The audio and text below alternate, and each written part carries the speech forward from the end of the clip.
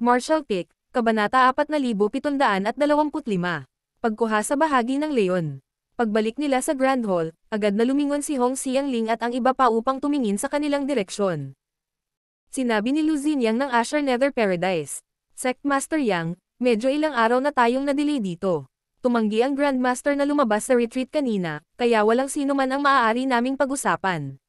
Dahil mayroon kang karapatang magdesisyon tungkol sa bagay na ito, kailangan mong bigyan kami ng tamang sagot. Tumanggo si Duan Ruishan ng Clear Mind Cave Heaven bilang pagsang-ayon. Tama, Sectmaster Yang. Mangyaring huwag mag-atubiling pangalanan ng anumang kondisyon na maaaring mayroon ka. Nandito kami sa ngalan ng Cave Heavens and Paradises. Natural, hindi namin hahayaan ang Great Evolution Paradise na makaranas ng anumang pagkalugi mula sa transaksyong ito. Lumingon si Yang Kai para tingnan si Grandmaster Ma Fan, na may nakaiwas na ekspresyon sa kanyang mukha, na parang walang kinalaman sa kanya ang bagay na ito. Malinaw na ayaw niyang makialam. Gaya ng nabanggit kanina ni Grandmaster Ma Fan, hindi maaaring tanggihan ng Great Evolution Paradise ang Cave Heavens at Paradises na humiram ng Good Fortune Divine Furnace sa ilalim ng kasalukuyang mga pangyayari. Sa malawak na universo na ito, ang Voidland ang tanging puwersa na maaaring makipag-ayos sa Cave Heavens at Paradises sa pantay na katayuan. Ang bumababang Great Evolution Paradise ay walang ganitong kwalipikasyon. Ang nakaraang pagtatago at pagtanggi ni Grandmaster Ma Fan na makipagkita sa sinuman ay isang taktika lamang para bumili ng oras. Nagkataon lang na si Yang Kai ay babalik mula sa Shattered Heaven, kaya mabilis niyang ipinasa ang maligalig na bagay na ito para mahawakan ni Yang Kai. Gayunpaman, kahit na ito ay para lamang sa pansariling pakinabang, hindi ibebenta ni Yang Kai ang mga karapatan sa Good Fortune Divine Furnace ng mura. Nakaharap sa mga titig ng lahat, bahagyang ngumiti si Yang Kai. Ilang dekada pa lang mula nang ipadala mo ang iyong mga disipulo sa Star Boundary. Kahit gaano pa ka-extraordinary ang kanilang aptitude, siguradong hindi naman ganoon kataas ang cultivation nila, di ba? Matagal pa bago sila sumulong sa Heaven Opening Realm, kaya bakit ka nagmamadali? Umiling si Duan Ruishan. Paanong hindi kami mabalisa? Tulad ng sinabi mo, ang paglilinang ng mga disipulo na ipinadala namin sa Star Boundary sa nakalipas na ilang dekada ay maaaring hindi masyadong mataas, ngunit ang kanilang bilis ng paglaki ay masyadong malaki. Natatakot ako na hindi hihigit sa 1 o 200 taon bago magsimulang sumulong ang ilan sa kanila sa Heaven Opening Realm. Natigilan si Yang Kai. Ganon kabilis. Para sa ilan na sumulong sa Heaven Opening Realm sa loob ng 100 o 200 taon, ang bilis ay sadyang nakakagulat para paniwalaan. Sinabi ni Hong Xiangling. Ang mga disipulong ipinadala namin sa Star Boundary ay maingat na pinili sa unang lugar, kaya ang kanilang mga kakayahan at talento ay isa sa pinakamahusay.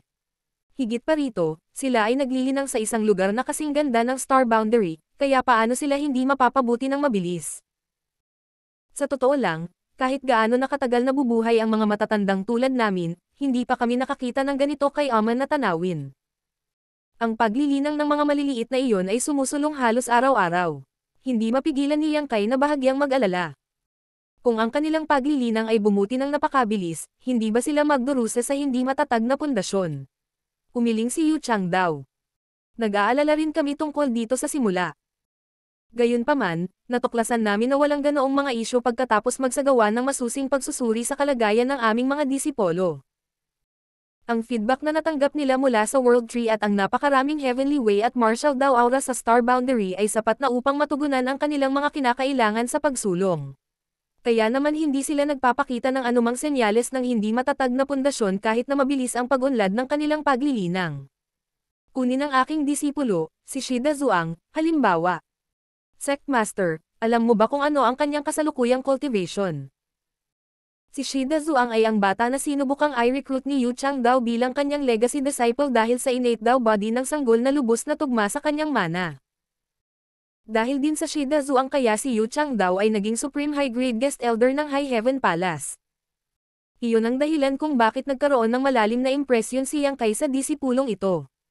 Sa oras ng pag-alis ni Yang Kai, si Shida Zhuang ay isang bagong silang na sanggol, at humigit kumulang 30 taon na ang nakalipas mula noon.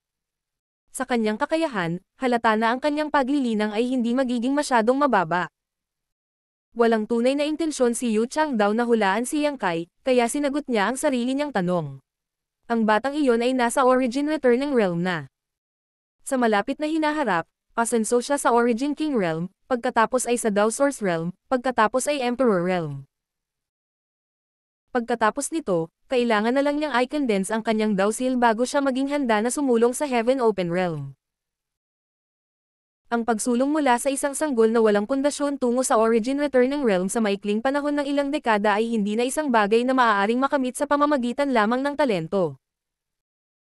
Kakailanganin din ng isa ang patnubay ng isang Great Master at isang lubhang kaaya-ayang kapaligiran sa paglilinang. Napabuntong hininga si Yang Kai. Siya mismo ay may dalawang alagad. Iniwan si Zhao Yebei na may katamtamang kakayahan, tiyak na si Zhao Ya ang cultivator na may pinakamaraming kakayahan sa langit na nakilala niya. Gayunpaman, kahit na sa kanyang kakayahan, at kahit na hindi niya sugpuin ang kanyang cultivation sa loob ng maraming taon, maaaring hindi siya maka-advance sa Origin Returning Realm sa loob ng ganoong kaikling panahon. Ang dahilan ng pagkakaiba sa kanilang paglilinang ay ang isa ay naglilinang sa isang Holy Land tulad ng Star Boundary habang ang isa ay nasa kanyang miniature universe. Nagpatuloy si Yu Changdao.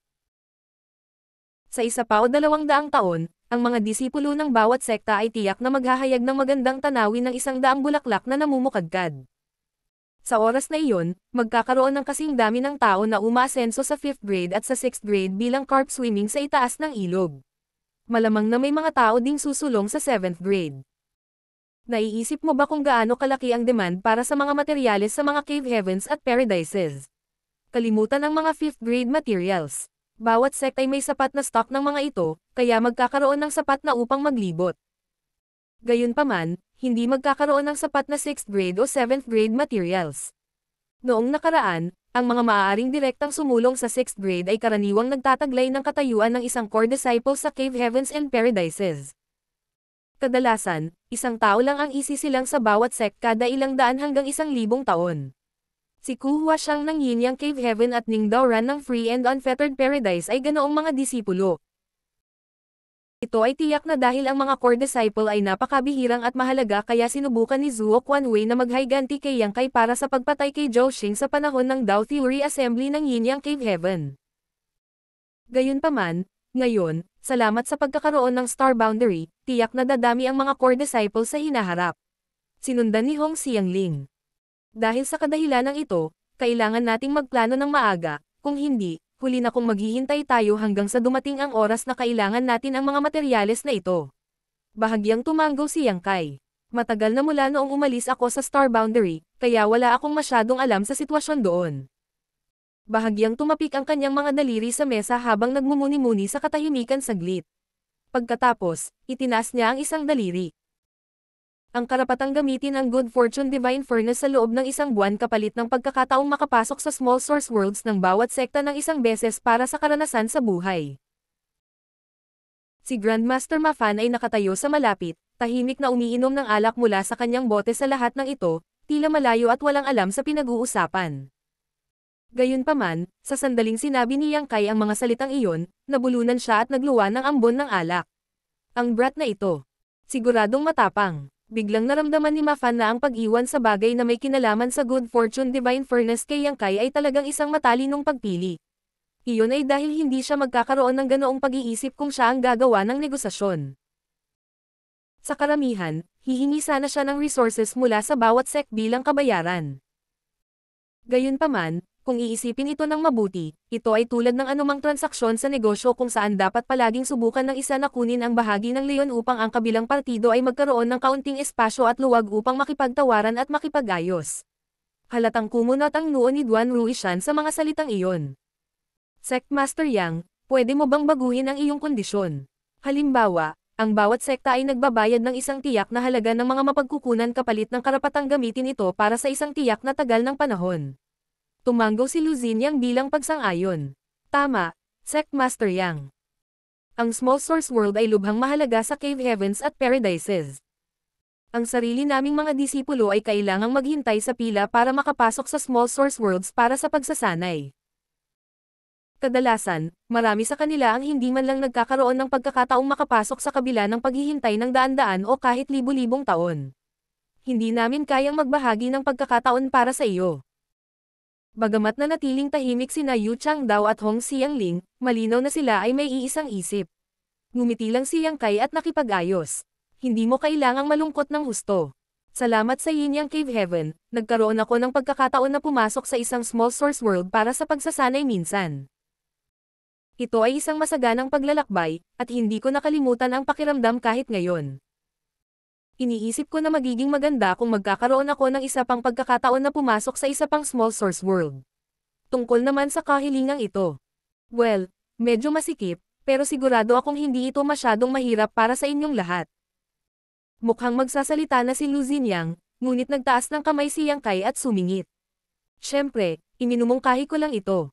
Kung paano naman talaga ipapatupad ang mga bagay-bagay, sigurado akong kailangan mo munang makipag-usap sa iba.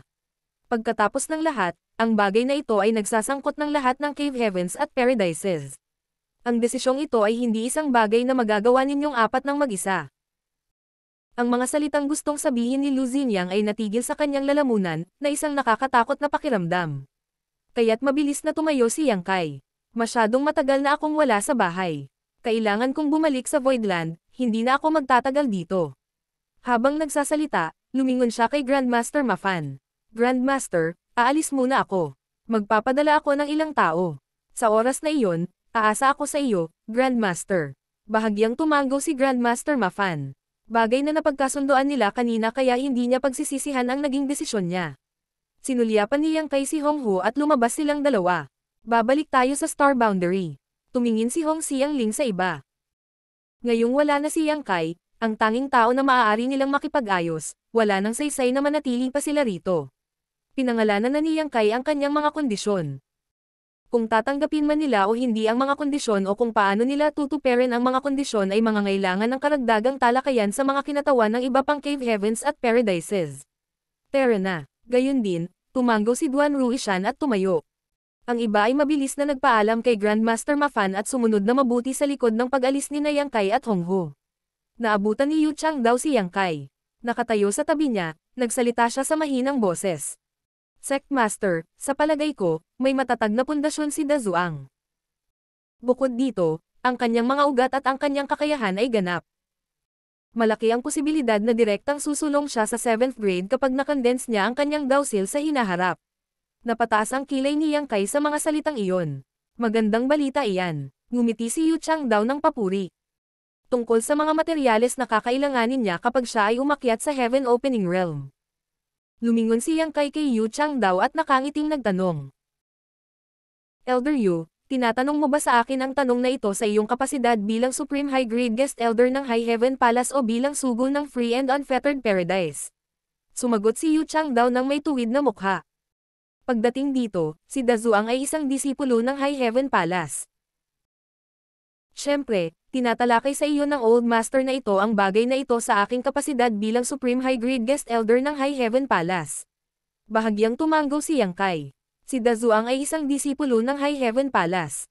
Natural, ang High Heaven Palace ay ako ng buong responsibilidad na ibigay ang lahat ng mga materyales na kakailanganin niya para makasulong sa Heaven Opening Realm. Agad na napangiti si Yu Chang daw. Talagang mapalad si Da Zuang na sumali sa High Heaven Palace. Nagpasalamat si Yang Kai. Lahat ito ay salamat sa iyong dedikadong pagtuturo sa mga nakaraang taon, Elder Yu. Si Hong Xiangling at ang iba ay nanunood habang ang isang matandang fox at isang batang fox ay masayang nag-uusap palayo. Hindi nila maiwasang makaramdam ng kaunting pagkadismaya sa nakita. Nang si Yu Chang daw ay hindi nag-atubiling maging Supreme High Grade Guest Elder ng High Heaven Palace upang kunin si Shi Da Zuang bilang kanyang disipulo noon, marami sa kanyang mga kaibigan ang pinagtawanan siya. Gayunpaman, batay sa kasalukuyang sitwasyon, ang kanyang desisyon ay talagang isang matalino. Dahil sa kanyang pagkakakilanlan bilang Supreme High Grade Guest Elder ng High Heaven Palace, nagtagumpay siya sa pagbuo ng magandang relasyon kay Yang Kai, bilang resulta, mas madaling makakuha ng ilang benepisyo at makipagkasundo kay Yang Kai. Kahit na si Shi Da Zuang ay lumago at umunlad sa ilalim ng bandila ng High Heaven Palace, siya pa rin ang magiging legacy disciple ni Yu Chang daw. Iyon ay isang bagay na hinding-hindi magbabago, anuman ang mga pangyayari. Sa paglalakbay, patuloy na sinubukan ni Hong Xiangling at ng iba pa na humanap ng mga pagkakataon upang pag-usapan ang mga karapatang gamitin ang Good Fortune Divine Furnace kasama si Yang Kai, ngunit ang huli ay matigas ang ulo na tumanggi sa kanyang paninindigan. Kaya't ang iba ay nakahinga na lamang ng walang magawa. Mula sa pananaw ni Yang Kai, nakagawa na siya ng kondisyon. Para sa iba pa, ang Cave Heavens at Paradises ay kailangang magkaroon ng konsensus. Noon lamang maaaring magpatuloy ang negosasyon. Hindi na kailangang sayangin ang kanilang lakas sa pagtalakay sa bagay na ito. Bukod dito, nagmungkahi talaga siya ng mga katulad na kondisyon sa nakaraan. Nang unang lumabas sa publiko ang balita tungkol sa World Tree, ang balita ay umakit sa maraming Cave Heavens at Paradises upang siyasatin ang sitwasyon. Gusto niyang humiling ng mga pagkakataong makapasok sa Small Source Worlds ng mga nangungunang dakilang puwersang ito kapalit ng mga karapatang tumanggap ng mga disipulo mula sa Star Boundary at magtatag ng Dao Temple sa Star Boundary. Gayunpaman, ang panukala ay tinanggihan ni Shu Linggang. Ang dahilan ay ang mga kwalifikasyon para makapasok sa Small Source Worlds ay isang mahigpit na kompetisyon kahit na sa mga disipulo ng bawat Cave Heaven at Paradise.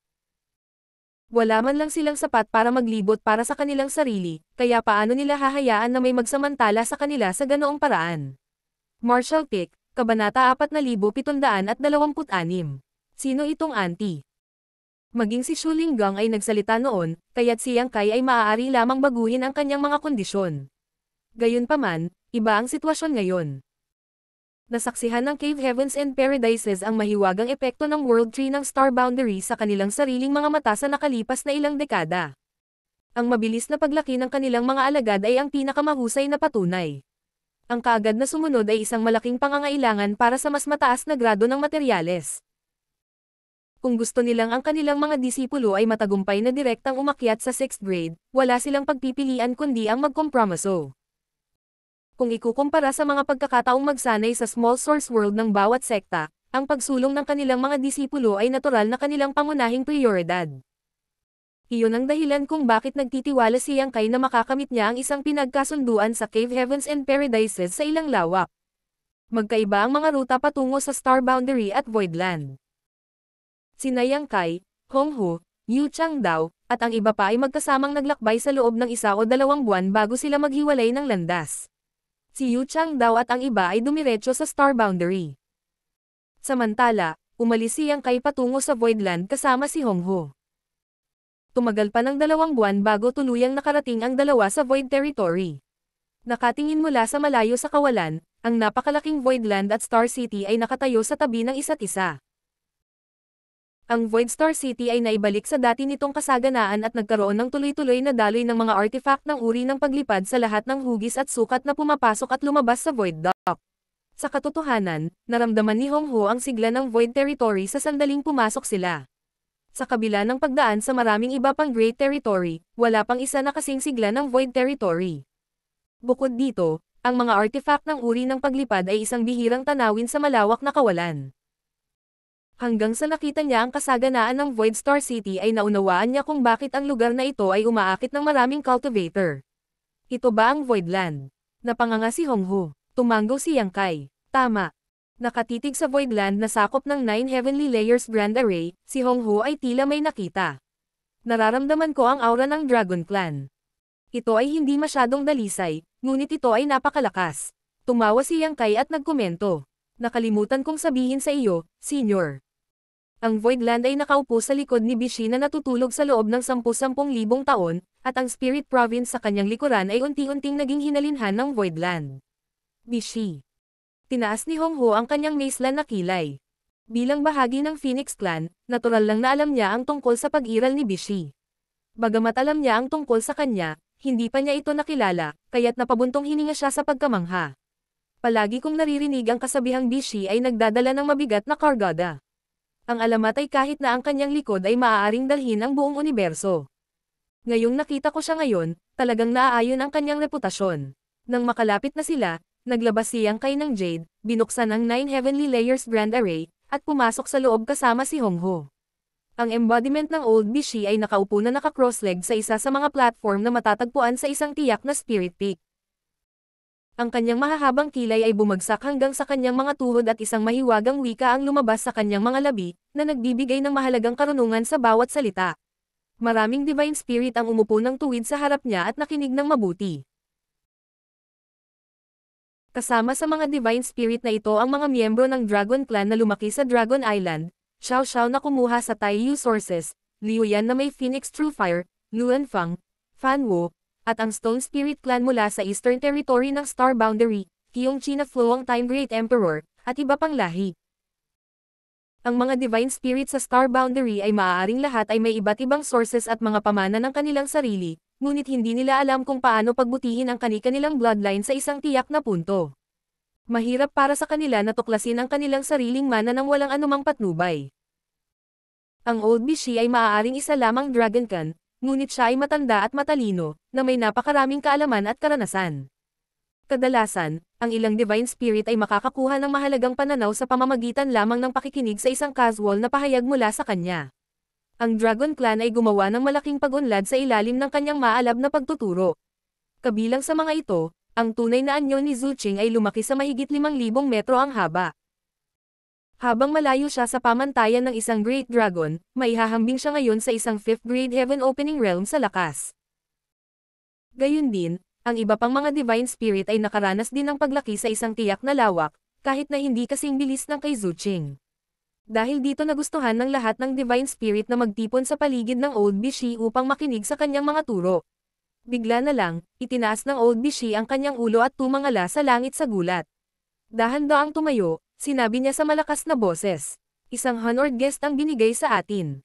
Ang iba ay tumangala nang marinig ang mga salitang iyon at nakita lamang nila ang dalawang daloy ng liwanag na bumababa mula sa langit at dumapo sa kanilang harapan.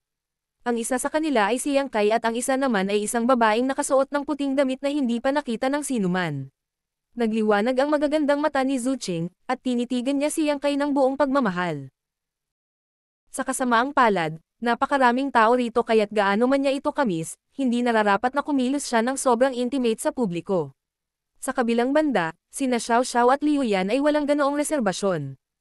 Sinamahan nilang dalawa si Yang Kai mula noong bata pa sila. Umikot si Xiao Xiao at tumayo sa harap ni Yang Kai. Gamit ang dalawang kamay, inakyat niya ang mga damit ni Yang Kai hanggang sa maabot niya ang kanyang mga balikat at umupo na may masayang ekspresyon. Samantala, tumakbo si Liu Yan sa maliliit na hakbang at tumayo sa harap ni Yang Kai. Iniunat niya ang kanyang mga braso ng malapad, tumangala siya at tumawag sa isang bata na boses. Master, itinaas ni Yang Kai ang kanyang kamay at hinimas ang kanyang ulo. Magsalita ng normal. Salamat sa ilang maswerteng pagkakataon, nakakuha si Liu Yan ng isang tunay na katawan kahit na siya ay orihinal na isang artifact spirit. Buti na lang palagi niyang pinananatili ang itsurang parang bata. Sa sandaling ito, siya ay kumikilos na kaibig-ibig at parang bata. Matapos matamaan sa ulo, ang kanyang mga mata ay agad na naging malabo at siya ay nagmatigas na inilahad ang kanyang mga braso at sinabing, "Hawakan mo ako." Napabuntong hininga si Yang Kai at yumoko para kunin siya. Agad niyang ipinulupot ang kanyang mga braso sa leeg nito bilang kasiyahan at ikiling ang maliit na ulo nito para sumandal sa leeg nito. Sa kabaligtaran, ang nakangiting tingin ni Zuching ay agad na bamahan ng walang habas na may layuning pumatay. Sina Xiao Hong at Xiao He, na inilabas ni Yang Kai mula sa Great Cosmological Realm, ay lumakas ng husto salamat sa pangmatagalang pagkonsumo ng Dragon Blood Pills. Bukod pa rito, sila ay tinuruan na kunin ang anyong tao ni Old Bishi. Nang makita nila ang eksenang ito, sumugod ang dalawa na parang maliliit na bata. Nakatayo ng magkatabi sa harap ni Yang Kai, iniunat nila ang kanilang mga braso. Dalhin mo rin kami. Nang magsalita si Xiao He, tumulo ang kanyang laway sa lupa, na nagsimulang sumirit at natutunaw, na parang naaagnas ng asido. Bahagyang namula si Liu Yan at tumingin sa dalawa na may mapang asar na tingin. Pagkatapos, bigla siyang lumingon para tingnan si Hong Hu at bamulong ng tanong sa tainga ni Yang Kai. Master, sino itong auntie? Auntie, nabulunan si Hong Hu. Pinag-aaralan niya si Liu Yan ng may malaking interes. Pareho silang bahagi ng Phoenix Clan, kaya agad niyang nakita ang Phoenix True Fire sa loob ng katawan ni Liu Yan. Ang source strength na iyon ay medyo naiiba kay Luan Fang, na mayroon lamang mahinang Phoenix bloodline. Ito ay walang alinlangan na isang napakadalisay na Phoenix source. Ang mga sulok ng mukha ni Hong Hu ay hindi sinasadya nang bigla niyang marinig ang sinabi ni Liu Yan. Gayunpaman, nagbigay siya ng peking ngiti at sinabing, "Napakagandang bata, napaka-cute niya at mapagmahal." Habang nagsasalita siya, inabot niya ang isang kamay at hinawakan ang pisngi ni Liu Yan, binigyan ito ng matinding pangangailangan at pilipit habang nagngangalit ang kanyang mga ngipin. Ito ba ang taong nagmana ng Phoenix Empress Sources? Naipit sa pagitan ng dalawang ito, si Yang Kai ay basang-basa sa malamig na pawis habang mabilis siyang umiling at sinabing, "Hindi siya, ngunit isa sa aking mga asawa. Wala siya dito, kaya malamang nasa retreat siya." Bahagyang tumango si Hong Hu. "Mabuti naman. Binigyan ng matamis ng ngiti si Liu Yan, binitawan niya ang kanyang pagkakahawak at tinapik si Liu Yan sa ulo. Tinatawag itong auntie na Honghu. Pareho tayo ng clan. Ang auntie na ito ay sisiguraduhin na aalagaan ka ng mabuti sa hinaharap. Inilayo ni Liu Yan ang kanyang ulo, ipinakita ang likod ng kanyang ulo kay Honghu. Ang kanyang posture ay sumisigaw. Sino ka sa tingin mo, old hog? Bukod dito, isang matangkad na pulang marka ang sumisira sa kanyang maliit na mukha. Kaya si Junior Sister Honghu. Patawarin mo ang aking kawalang galang. Nang makitang lumalamig na ang kapaligiran, agad na humakbang si Old Bishi para makialam. Matikas na yumoko si Honghu. Pagbati, Senior Brother Bishi. Junior Sister, taga-ancestral land ka ba? Tanong ng Old Bishi. Nagulat si Yang Kai kay Old Bishi. Senior, alam mo ba ang tungkol sa ancestral land? Tumawa ang Old Bishi. Pagkatapos ng mahabang buhay, natural lang na malaman ang isa o dalawa. Binisita ko noon ang ancestral land. Isa pa, nagtagal ako doon bago ako bumalik. Nagtataka si Honghu. Bakit wala akong maalala tungkol dito? Simpleng sumagot si Bishi. Maraming taon na ang nakalipas. Natahimik siya sandali, pagkatapos ay tumango siya. Mukhang medyo matagal na. Sa nakikitang inaangkin ni Bishi na bumisita sa ancestral land noong nakaraan, dapat ay nakapunta na siya doon noon pa. Gayunpaman, wala siyang maalala tungkol dito. Sa madaling salita, hindi pa siya isinilang sa kanyang pagbisita.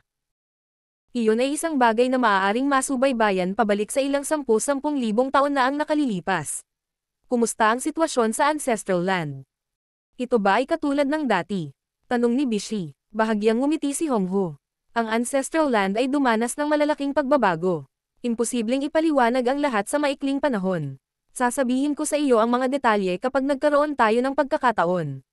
Mabuti. Tumango siya. Ibinaba niyang kay si Liu Yan at nagsalita mula sa gilid. Hindi ko alam kung ano ang nangyari noong bumisita ka sa ancestral land, Senior, ngunit ang kasalukuyang ancestral land ay hindi na tulad noon. Ang dahilan kung bakit bumalik si Senior Honghu kasama ko ay para ibalik ang lahat ng divine spirits sa Voidland pabalik sa ancestral land. Kung tutusin, mas mabilis silang lalago doon. Maaari pa nga silang makatanggap ng pagkakataong makuha ang mana sa loob ng kanilang source strength. Nang marinig ni Old Bishi ang mga salitang iyon, nag-aalala niyang sinabi. Ang Kun clan ay nasa ancestral land. Kung ang maliit na dragons mula sa Voidland ay pupunta doon. Ngumiti si Yang Kai. Huwag kang mag-alala. Ang Phoenix clan na ang bahala sa kanila. Hindi pa banggitin na nakausap ko na ang Kun clan at nakipagkasundo sa kanila. Tumango ang Old Bishi. Iyan ay para sa ikabubuti. Naisipan kong sabihin sa iyo ang tungkol sa ancestral land sa lahat ng mga taon na ito, ngunit nag-aalala ako tungkol sa Kun clan. Kaya naman hindi ko na nabanggit. Dahil nagawa mo na ang mga kinakailangang pagsasaayos, siguradong magandang bagay na ipadala sila doon. Maraming salamat sa iyong pag-aalala, Senior. Tumango si Yang Kai. Sa totoo lang, nagtaka siya tungkol sa isyong ito. Ang isang pag-iral tulad ni Bishi ay tiyak na makakaalam tungkol sa ancestral land. Gayunpaman, isang salita tungkol dito ay hindi nabanggit sa lahat ng mga taon na ito. Ngayon lang niya nalaman ang katotohanan. Hindi sa hindi kailanman nag-abala si Bishi na sabihin kay Yang Kai, ngunit nag-aalala lang siya tungkol sa pagkakaroon ng Kun clan. Masyadong mahina ang mga miyembro ng Dragon clan sa Voidland.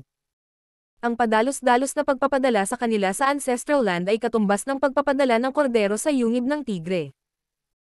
Sa halip, ipadala sila sa kanilang kamatayan, mas mabuting manahimik muna sa ngayon.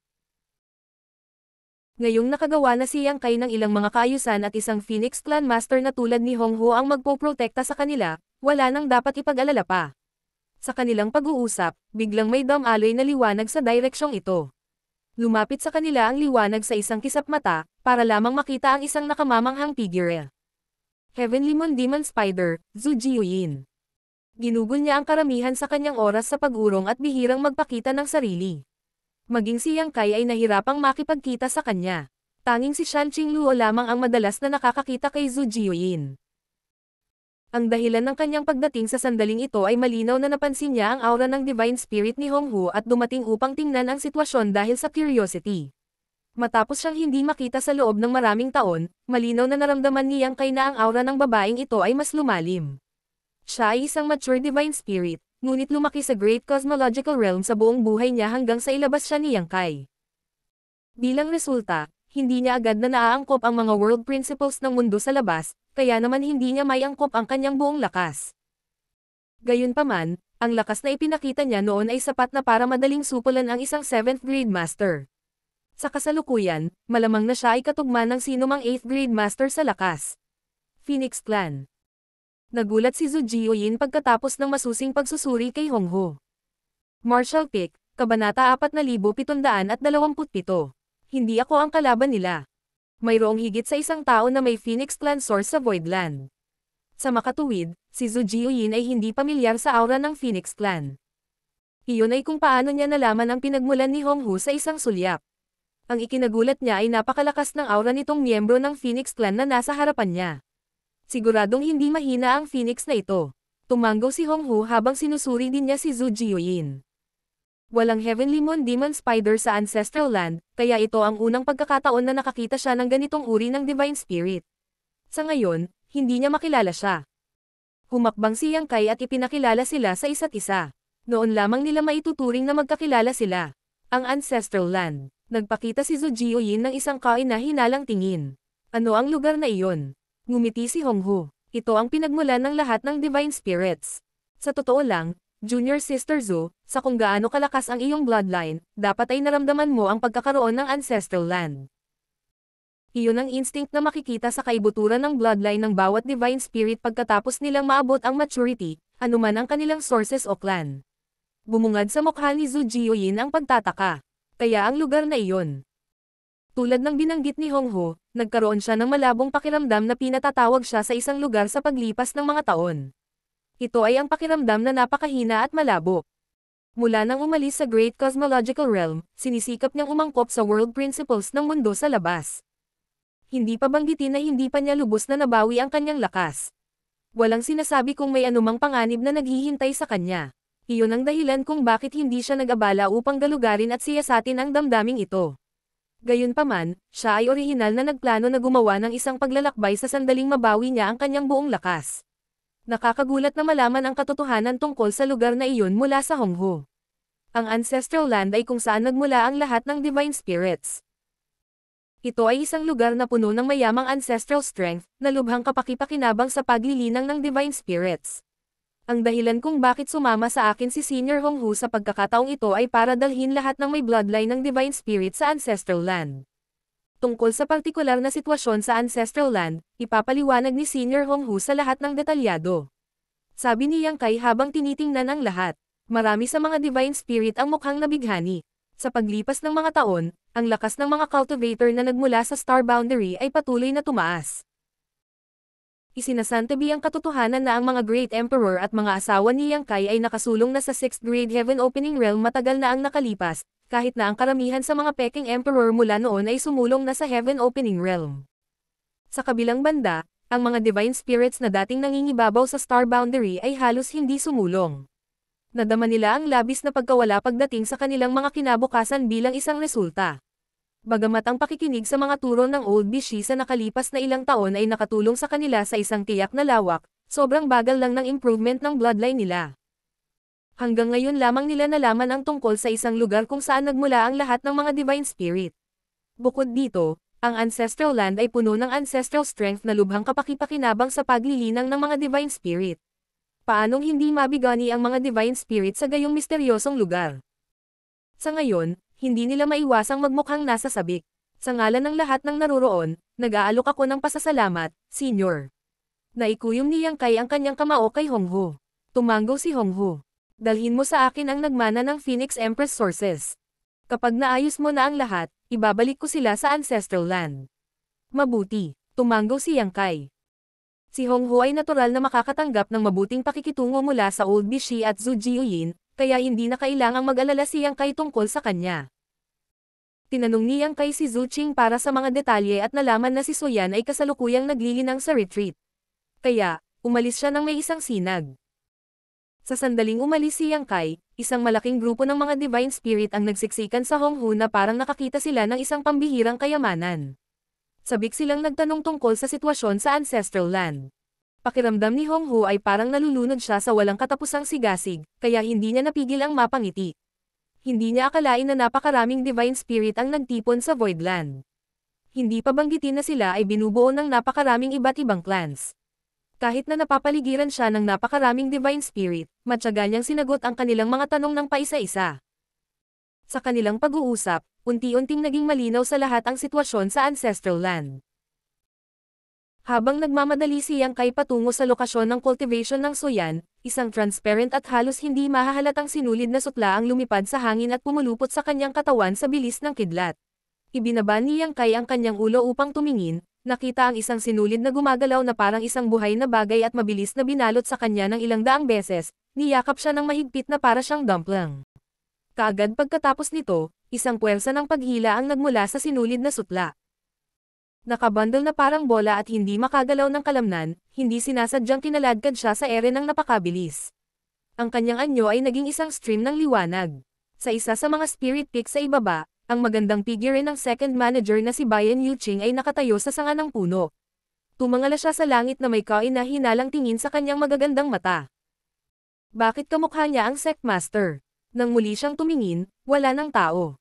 Sa kanyang kalituhan, nagpadala siya ng mensahe sa gobernador ng Void Star City na si Momei.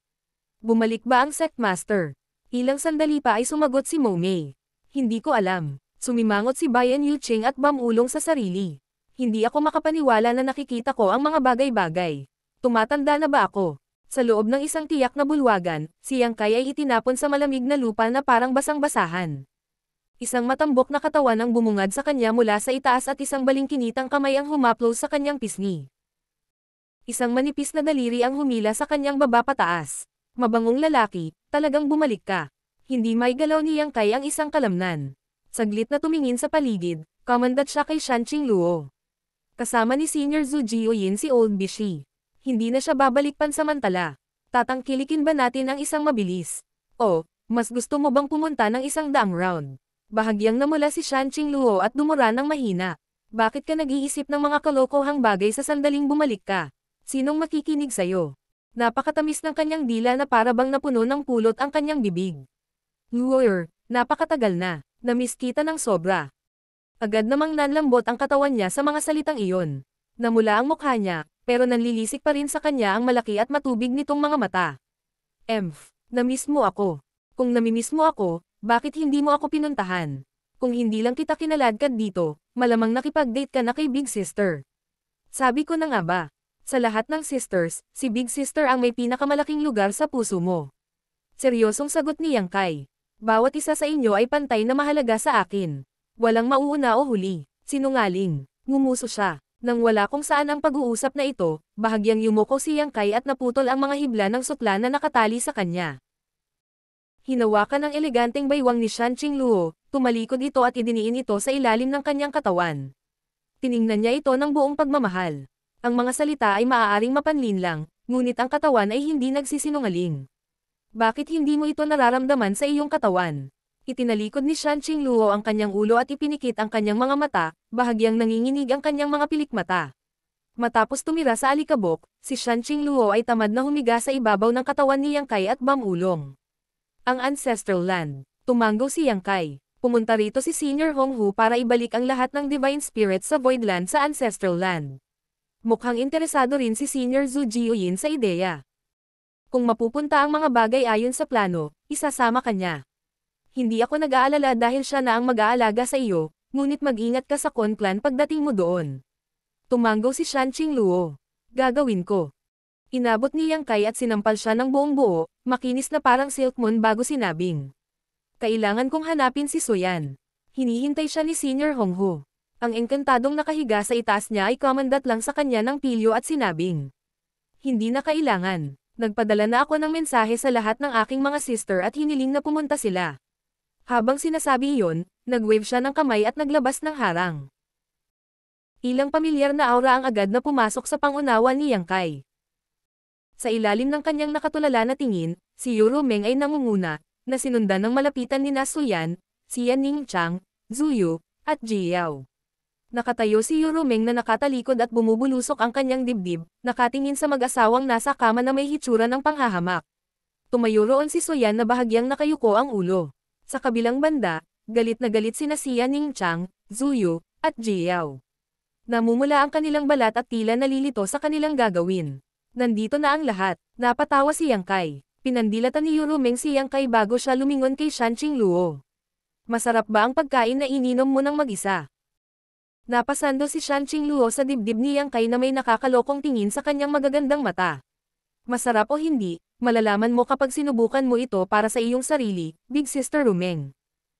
Kahit na si Yurumeng ay isang charm demon, kailangan niyang aminin na hindi siya kasing galing ni Shanqing Luo pagdating sa kawalang hiyaan. Kaya't napabuntong hininga siya sa sarili. Matapang talaga ang malademonyong babaeng ito. Hindi katakataka na ang mabahong lalaking ito ay nahuhumaling sa kanya at binisita siya sa sandaling bumalik ito. Ibinababa ni Xia Ningchang ang kanyang ulo na halos nahawakan niya ang kanyang dibdib habang bumubulong.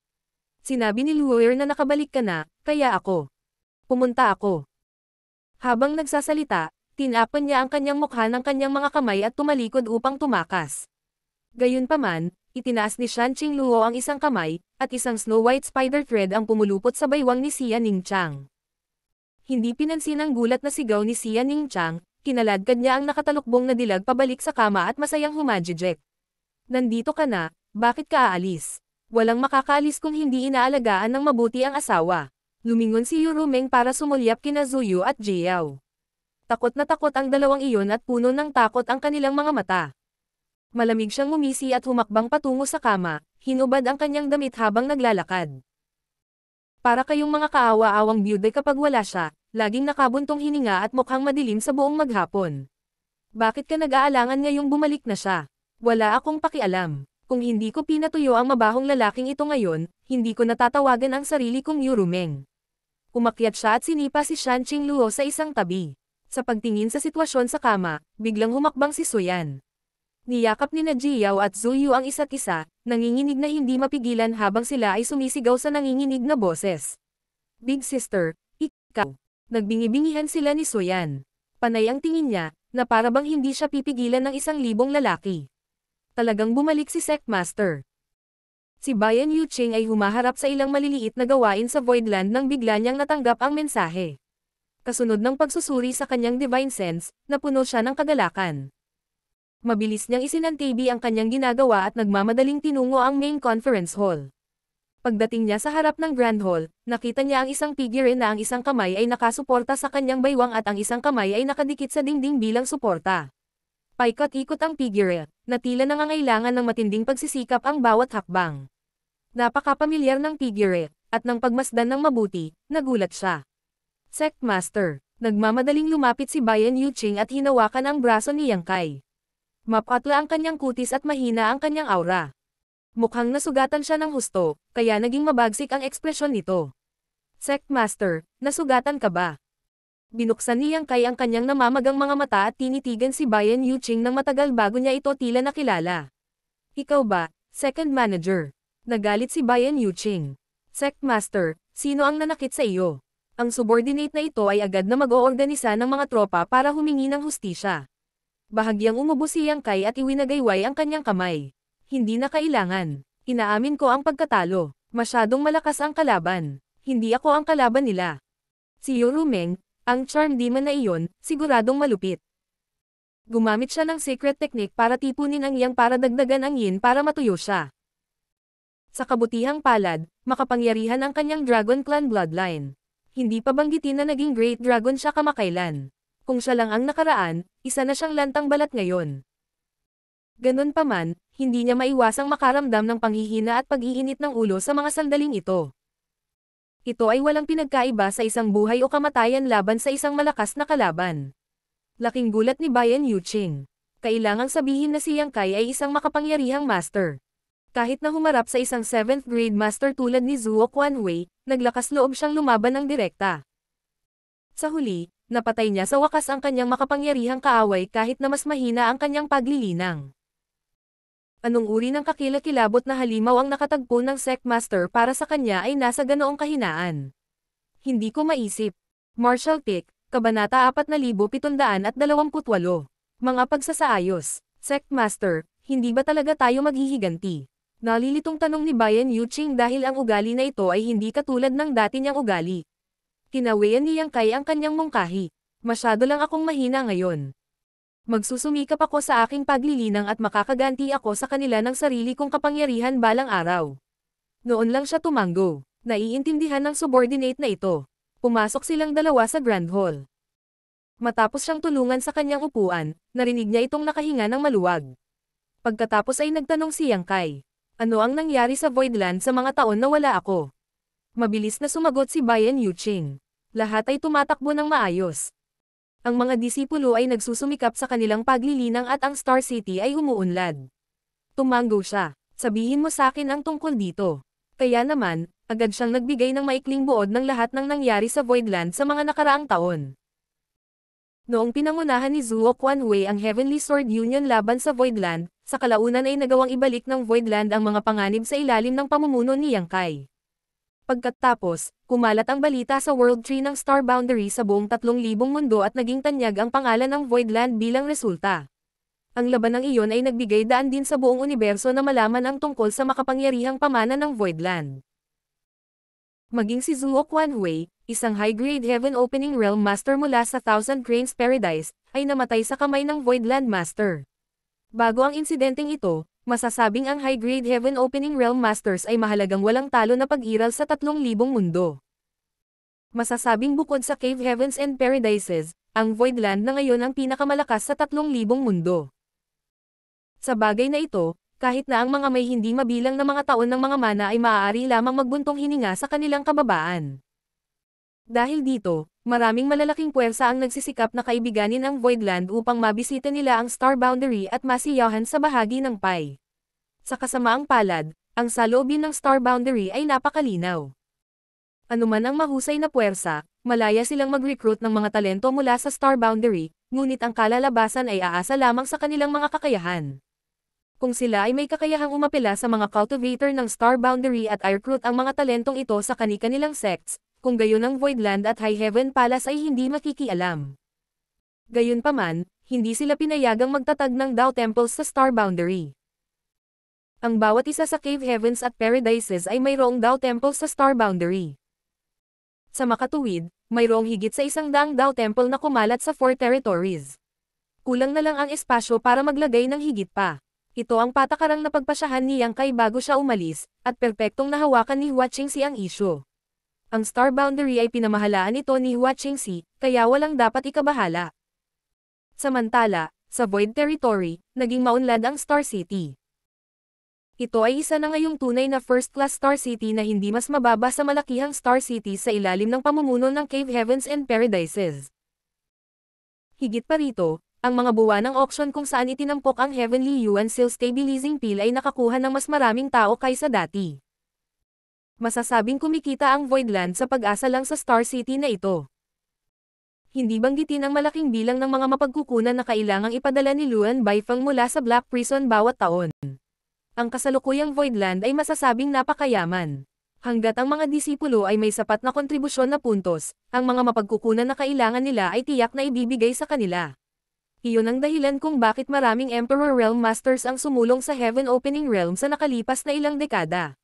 Marami pa nga ang nag-condense ng kanilang mga Dao Seals at nagsimulang i-condensed ang Yin, Yang at 5-element powers.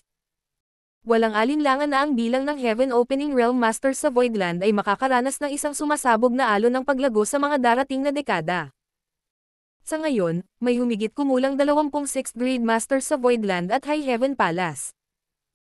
Sa kabilang banda, mayroon tayong 162 5th grade Masters, 473 4th grade Masters, at mahigit 1,300 Heaven Opening Realm Masters sa ilalim ng 4th grade. Mayroong halos 2,000 Heaven Opening Realm Masters sa kabuuan. Ito ay isang nakakatakot na numero. Ang ordinaryong second-class Great Forces ay maituturing na medyo matagumpay na may 100 Heaven Opening Realm Masters sa kanilang mga rank. Gayunpaman, ang Voidland ay may higit sa 20 beses sa bilang na iyon. Doon naglaro ang pamana. Bahagyang tumango si Yang Kai. Nakalabas na ba ang Lady Boss sa retreat? Umiling si Bayan Yuqing. Si Bai Qi at ang iba pa ay nagbabantay sa lugar ng pag-urong ni Madam Lan sa nakalipas na ilang taon, ngunit wala pang gumagalaw hanggang ngayon. Bahagyang kumunot ang noo ni Yang Kai. Ang Lady Boss ay nasa retreat ng halos 100 taon na, ngunit wala pa ring balita mula sa kanya hanggang ngayon. Walang sinasabi kung ang kanyang pagtatangka ay matagumpay o hindi. Kahit na ano paman, makikita kung gaano kahirap para sa isang 6th grade na sumulong sa 7th grade. Dapat sabihin na ang kakayahan ng Lady Boss ay napakataas dahil siya ay direktang sumulong sa 6th grade, na ginawa siyang maihahambing sa mga core disciples mula sa Cave Heavens and Paradises. Bantayan ang Lady Boss at ipaalam kaagad sa akin kung may anumang balita. Bilin ni Yang Kai. Oo, gayon din, huminto ako sa kinaroroonan ni Grandmaster Mafan sa aking pagbabalik at nakatanggap ako ng hindi inaasahang windfall. Grandmaster Mafan. Saglit na nag-isip si Bayan Yuching pagkatapos marinig ang pangalan bago mabilis na napagtanto ang isang bagay. Ang tinutukoy mo ba ay si Grandmaster Mafan ng Great Evolution Paradise? Narinig mo na ba siya dati? Tiningnan siya ni Yang Kai nang may pagtataka. Ngumiti siya at sinagot ang tanong. Nagpadala ng mensahe si Senior Sister Hua mula sa Star Boundary. Ang impormasyon tungkol sa mga sitwasyon sa High Heaven Palace at Voidland ay ibinahagi sa atin pagkatapos ng lahat.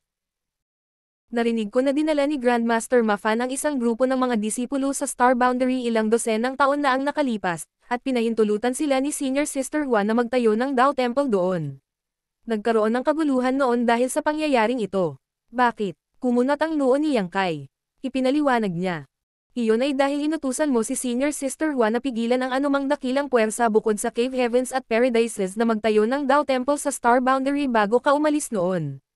Kung ang mga bagay ay naglaro ng pantay-pantay para sa lahat ng partido, kung gayon walang mangyayari. Ang pangunahing punto ay ang Great Evolution Dao Temple ay lumitaw sa kung saan.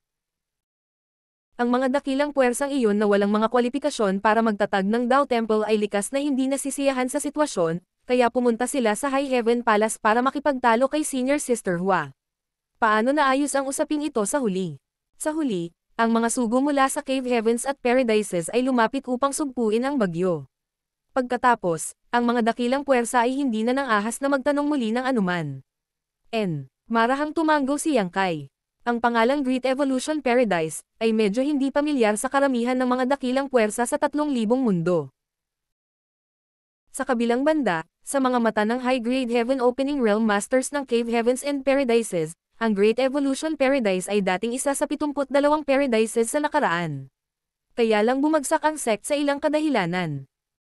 Ngayon na ang Star Boundary ay maunlad, ang presensya ng Great Evolution Paradise sa Star Boundary ay walang alinlangan na nangangahulugan na ito ay nagpapakita ng mga palatandaan ng muling pagkabuhay. Natural lang na ang natitirang mga Cave Heavens at Paradise ay masaya na makakita ng ganoong sitwasyon. Sect Master, anong windfall ang natanggap mo mula kay Grandmaster Mafan? Nagtataka na tanong ni Bayan Yuching. Tuwang-tuwang sinabi ni Yang Kai. Ang Great Evolution Paradise ay may likas na mahalagang kayamanan na tinatawag na Good Fortune Divine Furnace. Pagkatapos ay sinabi niya sa kanya ang lahat ng kanyang nasaksihan. Matapos pakinggan ang kanyang paliwanag, si Bayan Yuching ay mukhang labis na nabigla at mamulong sa kanyang hininga. Paano magkakaroon ng isang misteryosong bagay sa mundong ito? Napabuntong hininga din si Yang Kai sa pagkamangha. Kung hindi ko ito nasaksihan para sa aking sarili, hindi rin ako maglalakas loob na paniwalaan ito. Ngunit, ang Cave Heavens at Paradises ay tumitingin sa Good Fortune Divine Furnace. Ipinagkatiwala sa akin ni Grandmaster Mafan ang bagay na ito, kaya gumawa ako ng proposal. Hindi magtatagal bago sila magkaroon ng konsensus sa kanilang mga sarili at bumalik upang makipag-usap muli sa akin. Sa oras na iyon, sila ay magpapalit-palit sa paggamit ng Good Fortune Divine Furnace.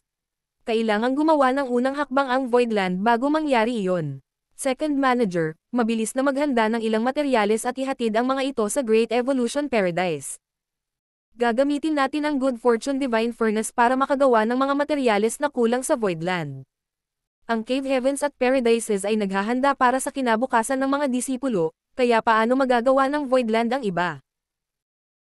Ang isang malaking bilang ng mga talento sa 5th grade, 6th grade, at maging sa 7th grade Heaven Opening Realm ay tiyak na lalabas mula sa Star Boundary. Huli na para makaisip ng solusyon pagdating ng panahon na kailangan nila ang mga mapagkukunan. Ito ay mas mahusay na upang maghanda ng isang bagay tulad na sa lalong madaling panahon. Naiintindihan. Tumanggo si Bayan Yuching bilang pagsang-ayon. Huwag kang mag-alala, Sect Master. Ang Voidland ay nakaipon ng napakaraming mapagkukunan sa nakalipas na ilang dekada, kaya sigurado akong magiging sapat ang mga ito upang lumikha ng sapat na supply ng mga materyales sa mas matataas na grado. Tumanggo si Yang Kai. Mag-iwan ng sapat para sa mga pangangailangan ng kultibasyon ng mga disipulo at ihatid ang natitira sa Great Evolution Paradise. Higit pa rito, magtipon ng ilang mga alagad na may talento sa artifact refining at ipadala din sila. Ang mga pagkakataong hayagang matutunan ang mga kasanayan ng isang master na tulad nito ay napakabihirang. Nagliwanag ang mga mata ni Bayan Yuqing habang nagtanong. Tumatanggap ba ng mga disipulo si Grandmaster Ma Fan? Umiling si Yang Kai at ngumiti. Hindi iyon. Gumagawa lang siya ng mga plano para sa kinabukasan ng sarili niyang mga alagad. Dahil dito, balak niyang lumabas sa pagre-retiro upang kumita ng kaunting kita sa pamamagitan ng pagsasagawa ng artifact refining. Kinuha ko siya bilang Chief Artifact Refiner ng Voidland. Sa hinaharap, ang lahat ng artifact sa Voidland ay maaaring iwan sa kanya upang pinuhin. Magandang balita iyan, bulalas ni Bayan Yubing sa tuwa. Parehong ang Heavenly Executioner's Sword at ang Heavenly Net Umbrella na inilagay sa 9 Heavenly Layers Grand Array ay pinino ni Grandmaster Ma Fan. Tama iyan. Nakatira ba si Yuhi at ang iba pa sa Star Boundary sa lahat ng oras na ito? Tanong ni Yang Kai. Bagamat hindi pa nagtagal mula nang bumalik siya, wala siyang nakitang makapangyarihang aura sa kanyang Divine Sense. Wala sa 6th Grade Masters ng Voidland ang naririto. Sagot niya. Sasabihin ko lang sa iyo ang tungkol dito, Sect Master. Ang 6th Grade Masters ng Voidland ay gumugugol ng halos lahat ng kanilang oras sa Star Boundary. Isa sa mga dahilan ay mayroong maraming tao na nagtitipon doon. May tiyak na pangangailangan para sa ilang mga masters na manatiling nakabantay upang hadlangan ang anumang hindi gustong mga insidente. Ang pangalawang dahilan ay nauugnay sa pag-unlad ng New Great Territory. Ang New Great Territory ay may saganang stock ng mga mapagkukunan. Mula sa kasalukuyang reserba ng Voidland, higit sa kalahati ay mula sa New Great Territory. Bilang karagdagan, nagpadala ng mensahe si Senior Sister Hua ilang araw na ang nakakaraan na nagsasabing gumawa sila ng isang uri ng espesyal na pagtuklas sa New Great Territory kamakailan. Hiniling niya na ipaalam ko sa iyo na dapat kang pumunta sa Star Boundary sa lalong madaling panahon kung sakaling makaharap kita, Sect Master. Isang espesyal na pagtuklas. Napataas ang kilay ni Yang Kai sa mga salitang iyon. Ngunit umiling lang si Bayan Yuqing. Hindi binanggit ni Senior Sister Hua ang anumang partikular na detalye tungkol sa pagtuklas na ito, ngunit ito ay dapat na magandang balita. Nag-isip sandali si Yang Kai bago siya tumango. Nakuha ko. Totoo na kailangan kong magtungo sa Star Boundary habang naghihintay sa akin ang Cave Heavens and Paradises para pag-usapan ang mga bagay tungkol sa Good Fortune Divine Furnace. Sa kasamaang palad, hindi ako makaalis ngayon. Pupunta ako sa Star Boundary kapag nakita ko na si Senior Honghu. Malamang natatanggi si Honghu na manatili sa Voidland ng mahabang panahon. Ang dahilan kung bakit siya pumunta dito ay para ibalik si Soyan, ang nagmana ng Phoenix Empress Sources, pabalik sa 4 Phoenix Pavilion. Ang iba sa mga Divine Spirit ay sumasakay lang sa kanya. Pagkatapos, iniabot ni Yang Kai kay Bayan Yuqing ang isang listahan na may maraming mahahalagang mapagkukunan na nakatala dito. Pagkaraan ng 3 araw, dumating si Honghu upang magpaalam, at hindi siya sinubukang pigilan ni Yang Kai. Para sa mga Divine Spirit, ang pagpunta sa Ancestral Land isang araw ng mas maaga ay nangangahulugan na mas maaga nilang makukuha ang mga benepisyo balang araw. Bukod dito, ang kasalukuyang Ancestral Land ay iba mula noon. Sa pagbubukas ng Demon Silang Land, ang Ancestral Strength ay naging lubhang mayaman. Hindi pa banggitin, ang Sacred Treasures ng bawat clan ay muling lumitaw sa mundo. Kung hindi, ang Dragon Clan ay magtatamasa ng napakalaking benepisyo sa pamamagitan lamang ng pagpunta sa Ancestral Land at paglilinang sa Crystal Palace. Ang grupo ng mga Divine Spirit na pinamumunuan ni Honghu ay dahan-daang umalis sa Voidland sakay ng isang napakalaking barko. Sa kabilang banda, nakatayo lang roon si Yang Kai at pinagmamasdan sila. Gaya ng inaasahan, sumunod si Zhu Jiuyin. Para sa kanya, nabawi niya ang kanyang kalayaan pagkatapos na mapawalang bisa ang kanyang kontrata kay Yang Kai para maging isang protector. Hindi dahil gusto niyang turuan si Shan Qingluo, matagal na siyang umalis sa Voidland. Sina Soyan at Shan Qingluo ay sumama rin sa iba. Si Soyan ang pangunahing dahilan ni Honghu sa pagdating.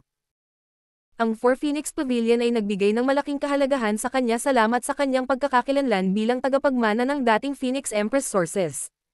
Si Shan Qingluo ay nag-aatubili na umalis, ngunit hindi siya maaaring manalo laban kay Zhu Jiuyin. Sa makatuwid, maaari lamang siyang pumunta sa Ancestral Land. Sina Zhu Qing, Yang Xiao, ang Dragon Clan, Xiao Xiao, Liu Yan, Jiu Feng, Luan Feng, Fan Wu, Kang Go, ang maraming Divine Spirits mula sa Star Boundary, at maging ang mga may bakas lamang ng isang Divine Spirit bloodline din ay sumama kay Honghu.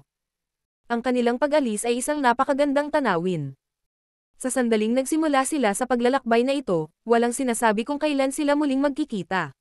Gayunpaman, ang mga Divine Spirit ay tiyak na lalago ng husto sa oras na magkita silang muli.